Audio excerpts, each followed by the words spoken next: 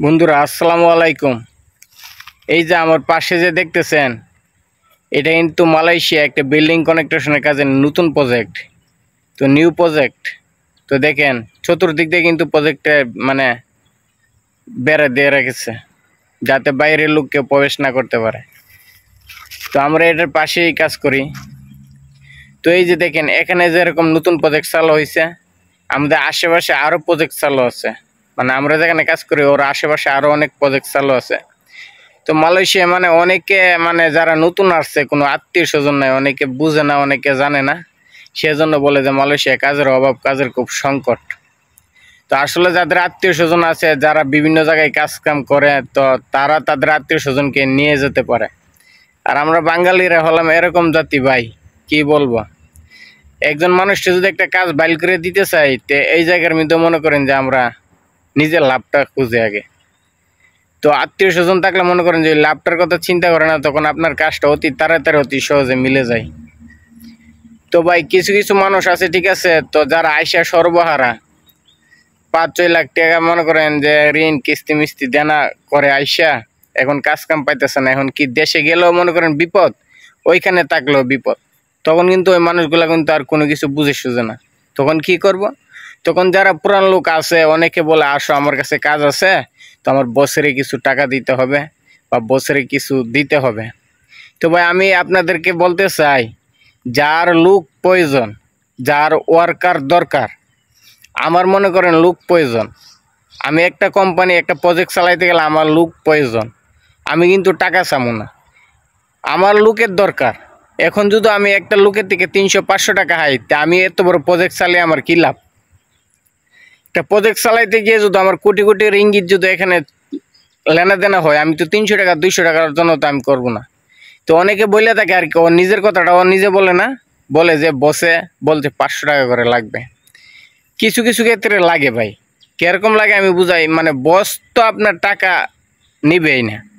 কিছু কিছু সময় বাংলা কিছু কপালা আছে, ওই কিছু বাংলা কপালা মিলিতভাবে অ্যাডজাস্ট হয়ে আপনার দেখা গেছে কি কিছু কিছু চীনা, কিছু কিছু মালয় বা কিছু কিছু অন্য অন্য কান্ট্রির যে কেরানিগুলো আছে, ওরা সবাই মিলিতভাবে মনে করেন যে একসাথে হয়ে তখন যে মানুষকে বলে যে কাজ আছে, আমার সাথে কাজ করতে পারবো, আমার এখানে লোক লাগবে এতজন, আমার চীনা বসের আন্ডারে বা আমার মালায়ু বসের আন্ডারে বা আমার নেপালি বসের আন্ডারে, তামিল বসের আন্ডারে, মানে অনেক বছর আন্ডারে কাজ করতে পারবেন, সমস্যা নেই, আমাদের লোক লাগবে এতজন।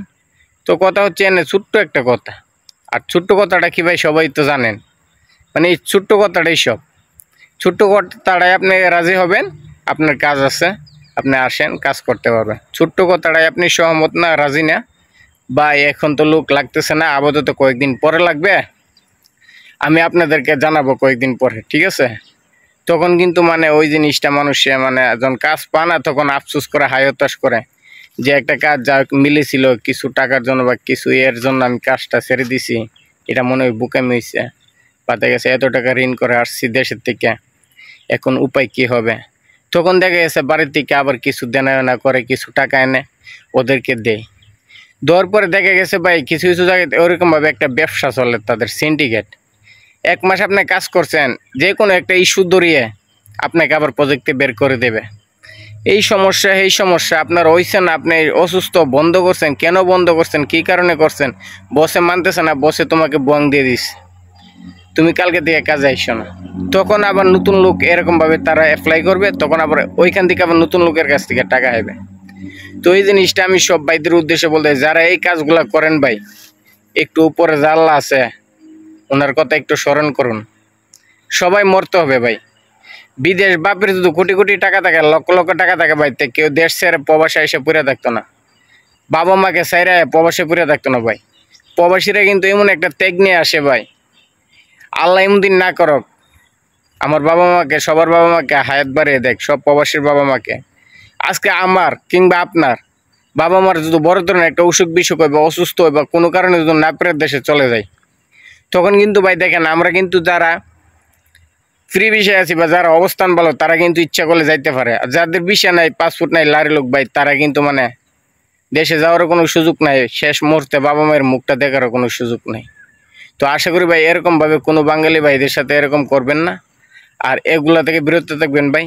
সবার বাপের যদি সমান টাকা থাকতো তাহলে কেউ বিদেশ আইতো না ভাই, দেশে কোনো কিছু একটা কইরা খাইতো।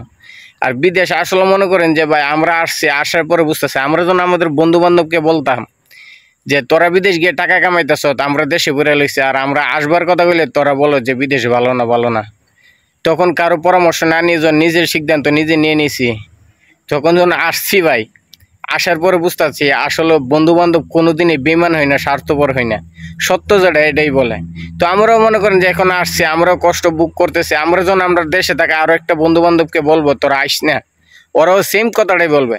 সেজন্য ভাই দেশে থেকে কেউ কল দিলে বা কিছু জানতে চাইলে ভাই কিছু বলিও না, কিছু জানিও না, যে বিদেশ আসবে আস, এটা তোর চিন্তা ভাবনা, তোর নিজের ব্যক্তিগত চিন্তা ভাবনা, তোর পার্সোনালিটি, তুই যা ভালো মনে করিস তাই। আর সবাই ভাই বিদেশ আসে একটু পরিবারকে আর্থিক অবস্থায় মনে করেন যে একটু উপরের দিকে উঠানোর জন্য, তো আইসা এরকম বিপদে পড়ে যায়।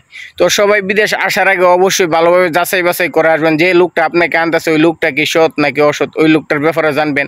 কোন রিক্রুটিং এজেন্সির মাধ্যমে আপনার ভিসার প্রসেসিংটা চলতেছে ওইটা আপনি ভালো করে জানবেন। আর অবশ্যই টাকা পয়সা লেনাদেনা করলে এলাকার দুই একজন মুরব্বীর সাথে নিয়ে করবেন, কেননা ভাই মানুষ সব সমান না ভাই, টাকার কাছে কিন্তু মানুষ বিক্রি হয়ে যায়, হোক সে আপনার আত্মীয় হোক বা অন্য কোনো, বুঝতে পারছেন? আত্মীয় বললে যে সে একবার আপনার বিশ্বস্ত লোক তাও না, কিন্তু বিদেশের ব্যাপার, তখন কিন্তু সেও বলবে ভাই আমি তো নিয়ে দিছি, আমি তো আর কিছু জানি না ভাই, বুঝতে পারছেন? তার সীমানা এতটুকুই রিক্রুটিং এজেন্সি, আর রিক্রুটিং এজেন্সির সীমানা এতটুকুই বাংলাদেশ এয়ারপোর্ট। এয়ারপোর্ট ক্রস করছেন, তাদের দায়িত্ব আপনার পক্ষ থেকে শেষ। তো আশা করি বুঝতে পারছেন। তো সবাই ভালো থাকবেন, সুস্থ থাকবেন, এই বলে আমি আজকে বিদায় নিলাম। আসসালামু আলাইকুম।